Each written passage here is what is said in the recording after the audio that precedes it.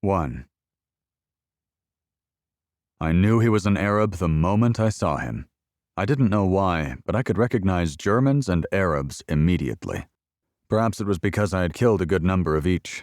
Arabs during Israel's War of Independence, Germans after the World War in Europe. This particular Arab was dressed in plain brown pants held up by a slim black belt. His shirt was white, open at the neck, and tucked into his pants. His jacket was dark blue and unbuttoned. He stood in the doorway to Greta's cafe and mopped his forehead with a white handkerchief. Greta's cafe was a cozy establishment on Allenby Street in Tel Aviv, a short walking distance from my apartment. It served as a sort of second home and office to me. I ate and drank there every day, and more often than not, prospective clients found me at my table at the rear, playing chess against myself with a board Greta kept for me under the counter. The Arab put the handkerchief back in his pocket and stepped over to Greta. She was sitting in her regular spot behind the counter, close to the entrance to the cafe, and reading a newspaper, shaking her head slowly at the news. Greta was a big woman, tall, wide at the hips and chest, with a fleshy face that had been wrinkled by age and sun, and iron-gray hair arranged in a nest-like halo of curls about her head. The Arab said something to her. I couldn't hear what he was saying, but toward the end of it, Greta cast a quick, inquiring glance my way, and I nodded to her. Greta gestured toward me. The Arab squinted in my direction, nodded his thanks to her, and came over to my table. Up close, I could see he was of medium height and build, but walked with a slight stoop that made him seem shorter than he really was. He wore his black hair longer than most men did, and when he turned his head, I could see why. A cigarette-wide, pink-white scar ran along his left cheekbone and up to his ear, where it was curtained by his hair. It looked like a bullet had grazed his cheek and mangled his ear some. Or a knife. Despite the scar, his olive-tone features were delicate, almost feminine. Short and narrow nose, soft brown eyes, rounded chin, and jawline. He was clean-shaven. A pair of wire-rimmed glasses hung on his nose, giving him the air of an intellectual. Adam Lapid. I nodded, and he said his name was Ahmed Jamalka. I motioned for him to sit. I stuck a cigarette in my mouth, got it going, and offered him the pack. He gave a smile of thanks, but shook his head. Those cigarettes aren't for me. I have my own. From his jacket pocket he drew a thin stack of rolling papers and a small dark red pouch that, once opened, emitted a strong scent of tobacco. He took one rolling paper and spread a thin layer of tobacco in its center. With quick, dexterous movements, his fingers rolled the paper into an even cylinder, twisted both ends, and tamped them closed. He ran the tip of his tongue over the seam of the cigarette, sealing the paper. "If you would oblige me with the light," he said, and his voice was as gentle as his features. But it was a gentleness founded in resolve. This was not a man who could be stepped on or over, not without a fight. I struck a match and held it out for him. He bent forward to meet flamed a cigarette, and I saw that his hair was beginning to thin on top. He looked to be in his early 20s, about 10 years younger than I was, much too young to be balding. He leaned back and we smoked for a while. The scent of his tobacco was fuller and richer than mine. "What kind of tobacco is that?" I asked. "It comes from Beirut, in Lebanon. I first encountered it when I was a student there, before the war. No other tobacco comes close." "How do you get it? I thought the borders are closed." "Officially they are, but no border is ever hermetically closed. My family has some contacts in Lebanon that keep us modestly supplied. Still, I do have to use less tobacco in my cigarettes than I did in the past." He eyed me with a faint smile. "Would you like to try one?" "It wouldn't feel right with you having to ration yourself." "These days, is there anything one doesn't need to ration? Should simple courtesy be postponed to a more prosperous time?" I nodded agreement with his logic, and he proceeded to roll a cigarette for me. While doing so, he said, "You can consider this a part of your retainer, Mr. Lapid." I snuffed out my cigarette. "A retainer for what, Mr. Jamalka?" "For a job I want to hire you to perform." He handed me the cigarette. Here. I lit it and took a drag. It was too deep and the tobacco surprisingly strong. I coughed and my eyes watered. Jamalka smiled at me through the haze of smoke our twin cigarettes made between us. Good, eh? I drew in on the cigarette again, a shallower pull this time. I nodded. Very good. A new taste, for me at least.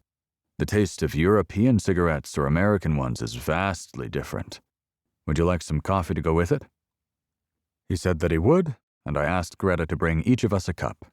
We smoked in silence while we waited, gazing at each other through the smoke.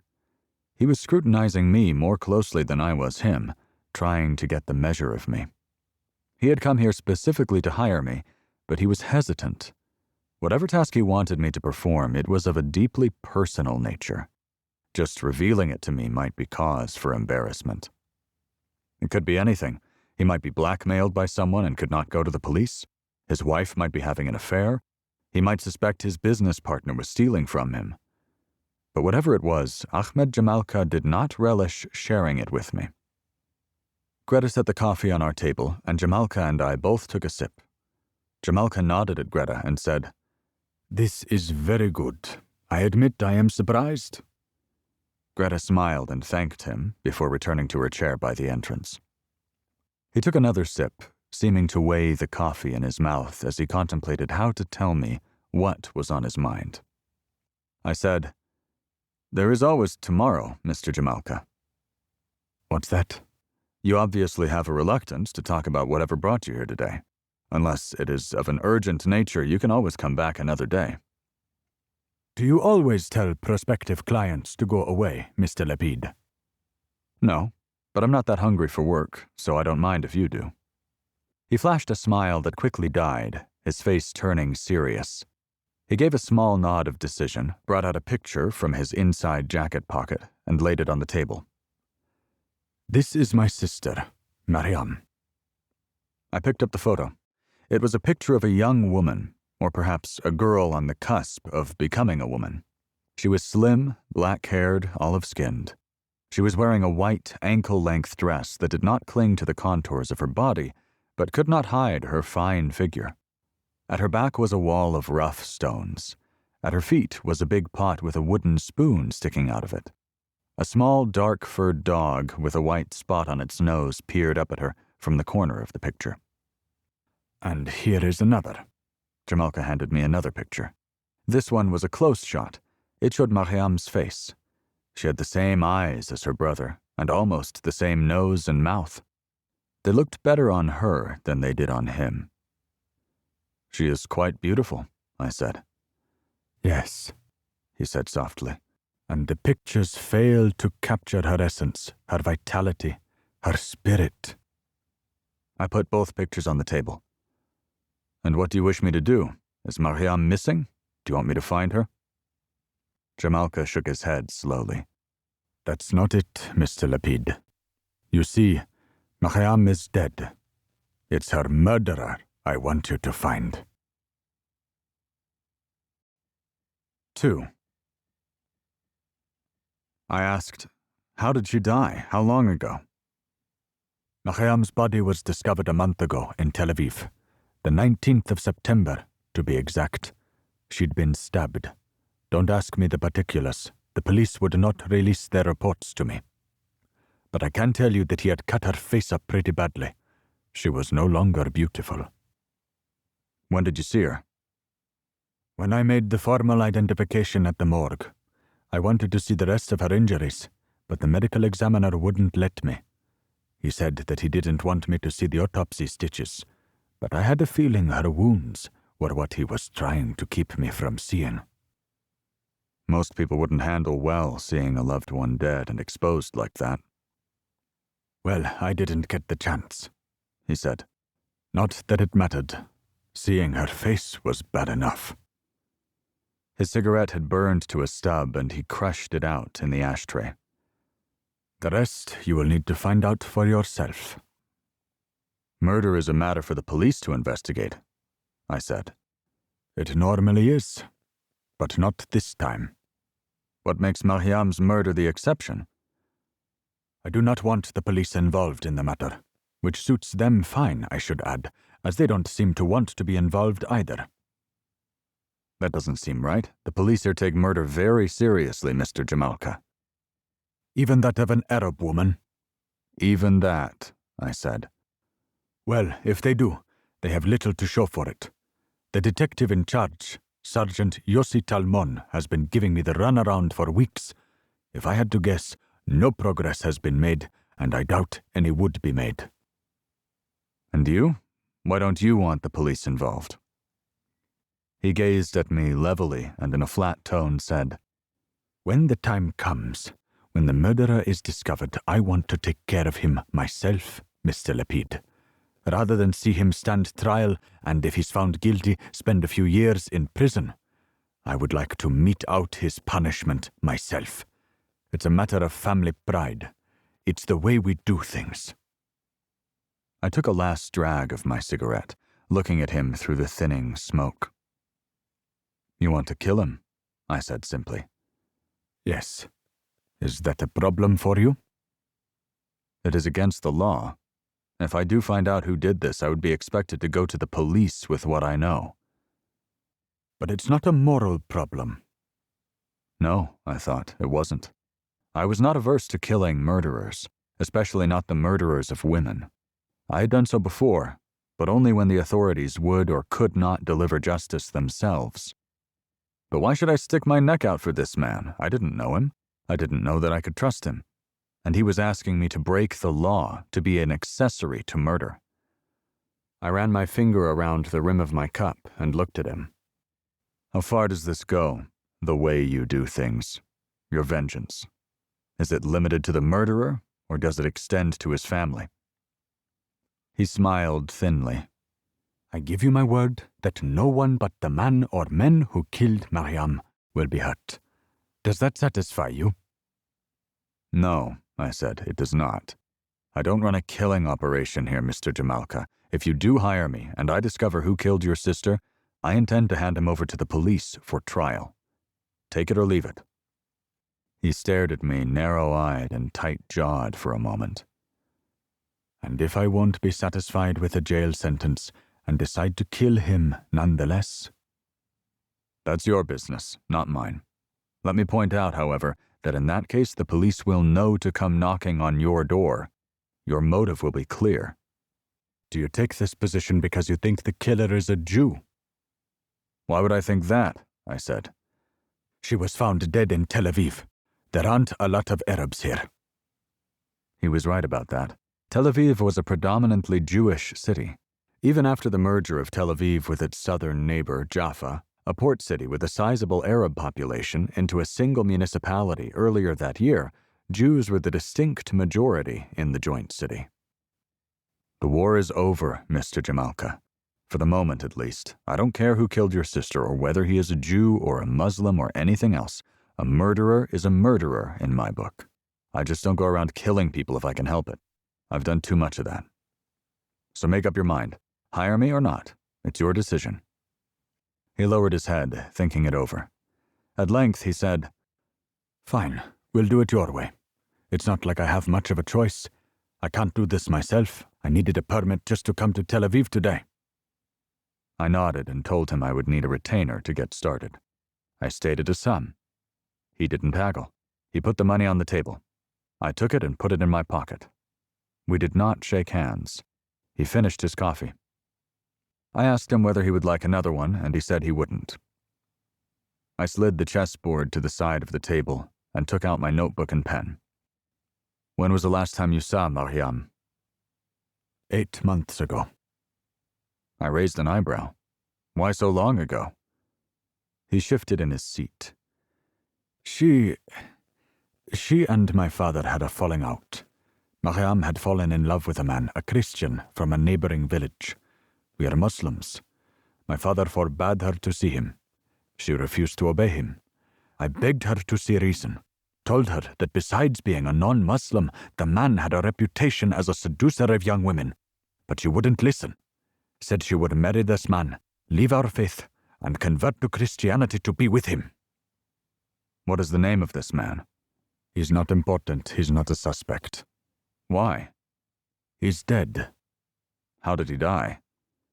My older brothers found him. Jamalka's jaw tightened. He had taken her honor, you see. It was as I had thought. He was not planning to marry her. He simply used her. Is that also part of the way you do things? I asked. He looked at me for a moment. Then he simply said, Yes, that is also part of it. And Mariam? Had she not brought shame upon your family? Is killing her part of the way you do things as well? Color seeped into his cheeks and his scar burned scarlet. He didn't look gentle any longer. Now he looked like a man who could kill you without losing a moment of sleep. Don't dare judge our ways, Jew. Is it not your way to mourn a family member who has left the faith as if she were dead? The very religious among us may do so, I allowed. But it is make-believe. No one actually goes out and kills anyone. There is a difference there. Perhaps it is best for you and your family that the police are not pursuing this as hard as they should. We stared at each other across the table. There was anger in his eyes, the hatred of the defeated. Israel's war of independence was not long over, and the wounds of the vanquished and those of the victors were far from healed. But along with the hatred and anger, there was also shame. I was right about his culture's acceptance of honor killings, and he knew it. It was a tense moment, and I thought he might get up and leave. But then his shoulders loosened and he let out a slow exhalation. My brothers did not kill Mariam. Are you sure about that? You say that they have killed before and that they wouldn't have a moral inhibition against killing your sister. I asked them about it directly. They told me they didn't, and I don't think they would hide this from me. You were close to your sister, I said. Yes. Closer than your older brothers were. Yes, they are my half-brothers, born from my father's first and second wives. Mariam and I are the only offspring of his third. Our mother died delivering Mariam. She and I were like a small family within the larger family of my father. That is why we were so close. Then maybe your brothers lied to you. He shook his head. They wouldn't. They would have killed her if they knew where to find her. And had they killed her, they would have boasted about it, especially to me.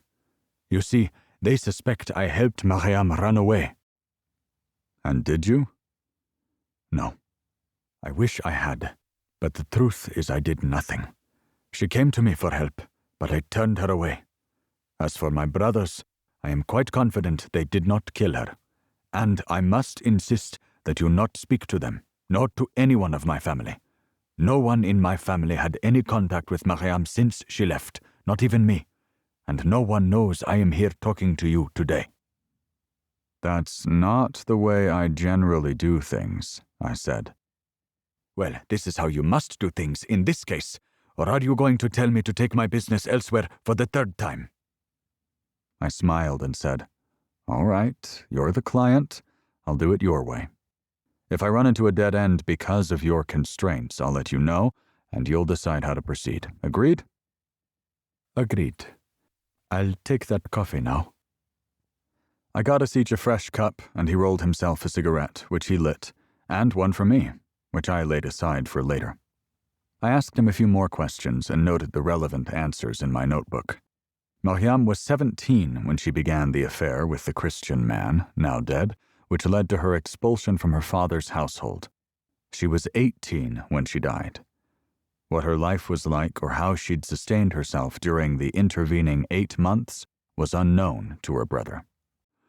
He talked a great deal about Mariam, showering me with useless information. She liked horses and flowers and had a beautiful singing voice. She baked the best bread in their village and was smart and funny. Up to her late teens, she was also quite devout. He cursed the man who had seduced her. He loved his sister a great deal. His heart broke when she ran away from home and shattered when she was found dead. He also blamed himself for rejecting her when she asked for his help and for not making a greater effort to remain in her life. He had chosen his role as a dutiful son to his father over that of a loving brother to his young sister. and now he was tormented to the point where he came to me, a Jew, for help. Despite acquiescing to his demand not to speak with his brothers and father, I did get some information regarding them. His father was old, past 70, and the leader of his clan and village. A strict man who believed in the traditional ways, who thought sons and especially daughters should know their place and obey their elders. There had been 5 older brothers. One had died during the Arab revolt against the British in 1937. Another had been killed in battle against Jewish forces in 1948. A third had joined a paramilitary group in Lebanon, promising when he left to return triumphant and expel all the Jews from Israel, and had not been heard of since. "My 2 remaining brothers and I also fought against you," he told me, pride and defiance edging his voice. "I got this," he gestured to his scar, "fighting up north. Did you fight in the war, Mr. Lapid?" Yes. "In the north?" No. I fought in Jerusalem and in the Negev, for the most part. "So we didn't fight one another." Yes, we did, I thought. Whether you and I faced each other across a specific battlefield or not was not important.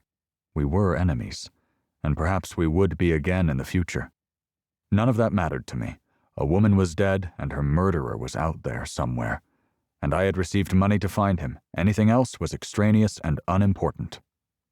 I looked him over, this gentle-seeming man. Even with the scar on his cheek, he did not look like a soldier.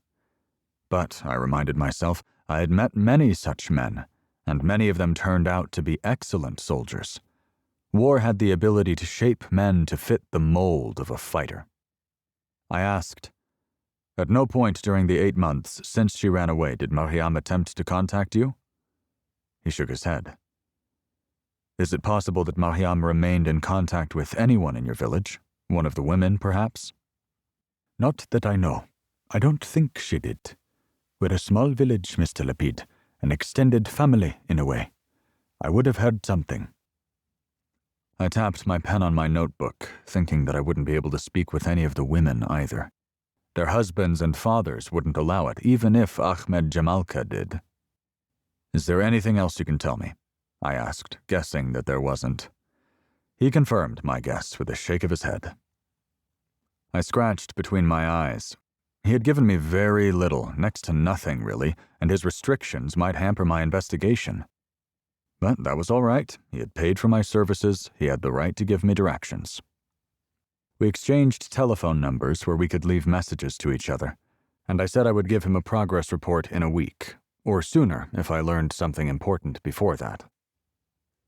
I flipped the notebook closed and stared at him. He stared right back at me. I said, "There is a chance that you're wrong, you know, about your brothers, I mean." He said nothing. "What happens if, without speaking to your brothers, I discovered that they killed your sister?" He let out a long breath, and his hand went to his scar in what I perceived to be an involuntary motion. "Then I have made a big mistake coming to you," he said finally, in a voice that was small yet resolute. There was no more to say. I nodded. "All right, I'll get to it." He got to his feet, glancing at the chessboard. "Take the black bishop with the white queen. It's mate in 3 moves after that." Then he turned and left the cafe. I took the cigarette he had rolled for me and sniffed it. Even unlit, it had a rich, satisfying scent. I pulled the chessboard closer and moved the white queen as he'd instructed me. For once, I played slow, trying to find a way for black to get out of its predicament. 3 moves later, white won. I smiled. Ahmed Jamalka had left with an oblique parting shot.